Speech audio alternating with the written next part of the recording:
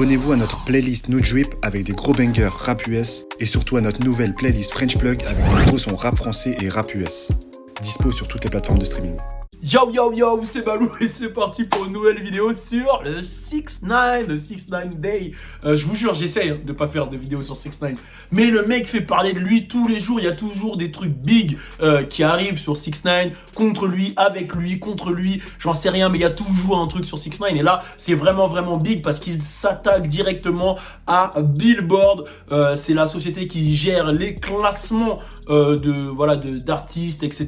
par rapport aux ventes. Donc c'est vraiment l'une des plus grosses sociétés de l'industrie musicale et il a vraiment pas peur de s'attaquer à eux, donc je suis obligé d'en parler et désolé pour tous les anti 6ix9ine, c'est la 6ix9ine hit Treyway. Ah non mais non, il est plus dans Treyway, donc je peux plus Treyway, donc c'est parti, turn up. Tout est neuf, tout est nueve, tout est neuf. Donc voilà, on va parler de 6ix9ine parce que l'homme avait déjà averti, j'en avais déjà plus ou moins parlé dans une vidéo précédente, il avait déjà averti qu'il se sentait boycotté de partout. Alors c'est un fait, il n'est sur aucune playlist, que ça soit les plus grosses playlists Spotify, genre Rap Caviar, etc.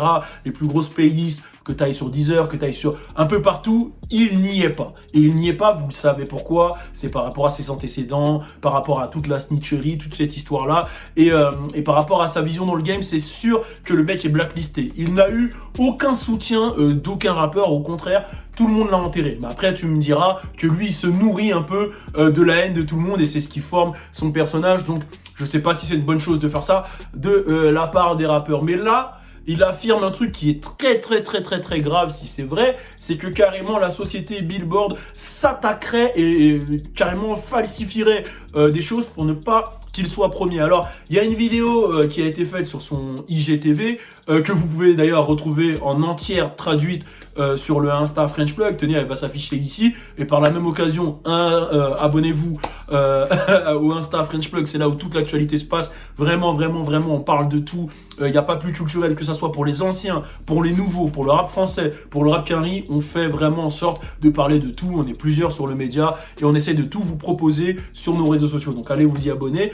Tout est traduit là-bas. Alors dans cette vidéo, ce qu'il explique, c'est que il montre en fait ce que toutes les maisons de disques reçoivent en fait, que ce soit Atlantic, que ça soit Sony, que ça soit Universal, ils reçoivent un espèce de document où justement il y a les classements Billboard, il y a les classements, il y a ce que les classements représentent, et dans le classement qui monte, le premier classement, lui il est deuxième, Booba est deuxième, Ariana Grande est cinquième, et je crois que la première c'est Say So de Doja Cat, si je dis pas de bêtises, c'est Say So, donc voilà, donc c'est Say So je crois, ou The Weeknd, bref non je crois que The Weeknd est troisième et Say So premier, mais dans tous les cas lui il est deuxième et Ariana Grande il est cinquième, et c'est ça qui est important de retenir.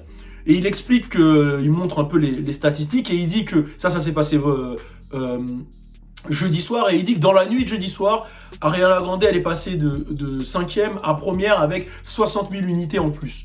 Ce qui dit que ça s'est passé en quelques heures, que c'est complètement impossible, il n'y a pas eu d'événement qui fait qu'elle ait pu passer première. Et selon lui, il y a carrément un boycott autour de lui, parce que quand il regarde les chiffres streaming, que ce soit sur toutes les plateformes, il a le double de tout le monde. Il dit que voilà, il a fait 200 millions de streams avec Booba, ce que ça stresse de dire Booba, j'ai l'impression de dire Booba à chaque fois, ce que les autres n'ont pas fait. Et il explique bien que cette semaine, c'est lui qui a fait le plus de streams, et il demande clairement, et il dit, non même pas, il demande, il affirme clairement que là, l'équipe d'Ariana Grande, qui est chez, je sais plus, c'est Sony ou autre, whatever, il affirme que l'équipe d'Ariana Grande a carrément acheté Billboard pour passer numéro 1, et il affirme très clairement que c'est une stratégie pour être numéro 1, et que tout le monde se dresse contre lui pour ne pas qu'il soit numéro 1. Alors, il est très fort dans la manière de s'exprimer, dans la narration, etc.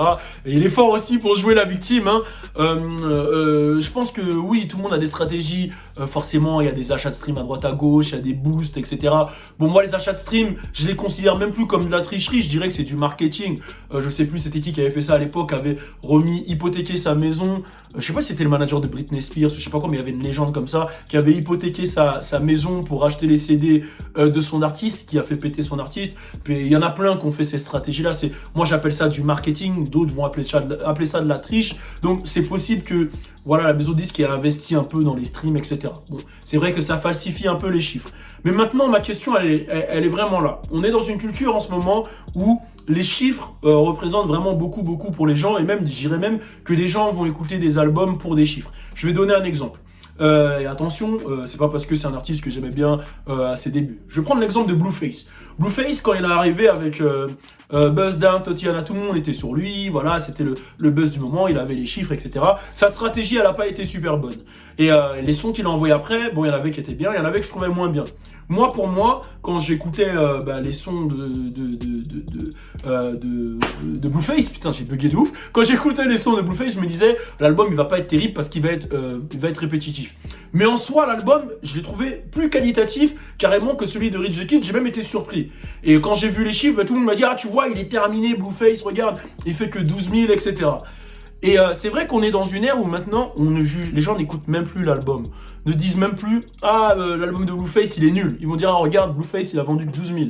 Ça veut dire que on est rentré dans une stratégie où tout le monde est obligé d'acheter pour être numéro 1 parce que les gens vont t'écouter quand tu vas être numéro 1. Et je trouve ça super grave. Et en vrai, c'est de la faute de qui? Est-ce que c'est la faute des maisons de disques ou des clients?